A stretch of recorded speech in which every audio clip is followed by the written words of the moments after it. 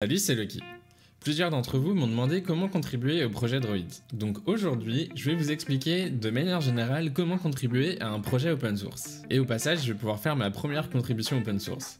Et oui, en fait, j'utilise souvent des projets open source, que ce soit ROS 2 par exemple sur mon projet perso ou même professionnellement, et j'ai rarement eu l'occasion de contribuer. Du coup, je me suis dit que cette vidéo, c'était un peu l'occasion de le faire. Là, je vais principalement parler de software et de comment on fait sur GitHub. Vous avez tous des niveaux différents en programmation. Selon votre expérience, il y a certaines tâches que vous saurez faire et d'autres non. Contribuer à un projet open source, c'est une bonne façon de progresser sur des technologies ou des projets qui vous intéressent. Mais même si vous ne savez pas du tout coder, mais que vous avez quand même envie de contribuer à un projet, des fois il y a des tâches à faire qui sont pas directement du code, mais qui servent quand même à aider le projet. Prenons le projet NumPy. Un bon point de départ pour savoir comment contribuer à un projet, c'est d'aller voir les issues sur GitHub.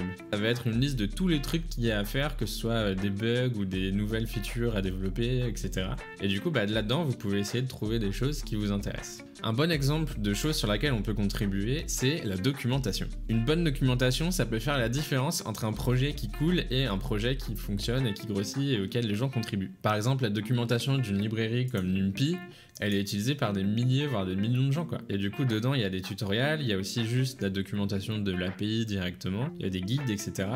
On peut contribuer à ce genre de choses pour faire en sorte que utiliser la librairie soit plus facile pour les futurs développeurs. On peut même aussi documenter les outils, le process de développement, comment développer dans la librairie, etc. Même une documentation intéressante, c'est le guide qui explique comment contribuer, c'est carrément méta. Tout ce qui réduit la friction pour que les développeurs puissent utiliser la librairie ou contribuer est bon à prendre.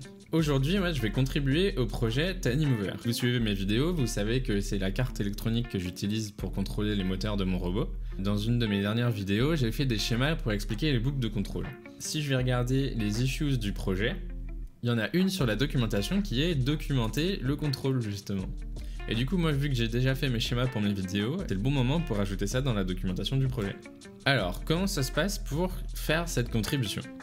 La première chose, ça va être de créer un fork du projet. Donc il faut avoir un compte sur GitHub, et hop, et voilà, ça m'a créé un fork, et du coup maintenant j'ai mon projet à moi qui est une espèce de copie du projet de TinyMover. Maintenant je peux le cloner, donc je vais le cloner. Et grâce à la magie de Git, j'ai vraiment une copie à moi du projet dans laquelle je peux faire tous les développements que je veux. Et derrière, je pourrais soumettre ces modifications pour les intégrer dans le projet principal. Donc là, vous voyez que j'ai cloné depuis mon fork, j'ai même pas d'interaction avec le fork principal. Ensuite, je vais pouvoir créer une branche. Je lui donne un petit nom sympa. Et maintenant que j'ai créé ma branche, c'est le moment de développer et de coder mes modifications. Dans le projet, il y a déjà un dossier documentation, donc moi je vais pouvoir ajouter mes choses là-dedans.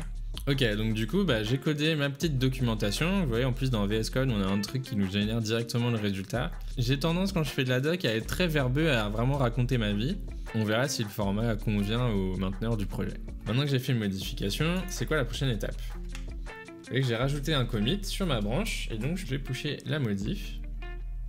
GitHub me propose directement dans la ligne de commande de créer une pull request.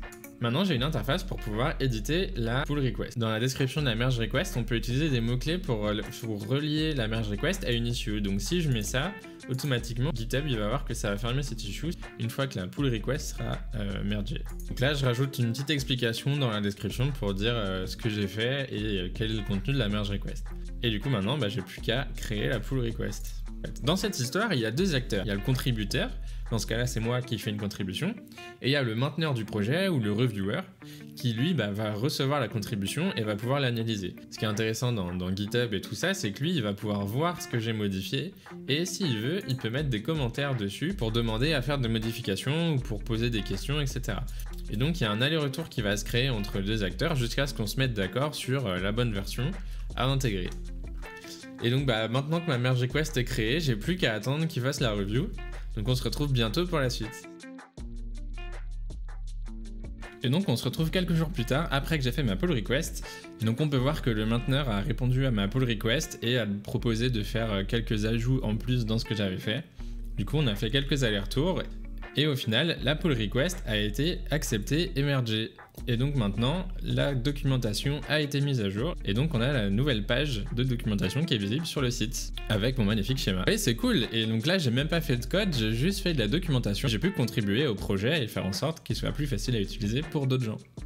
Donc maintenant, allez-y. Sur ce, on se retrouve bientôt. Transmission terminée.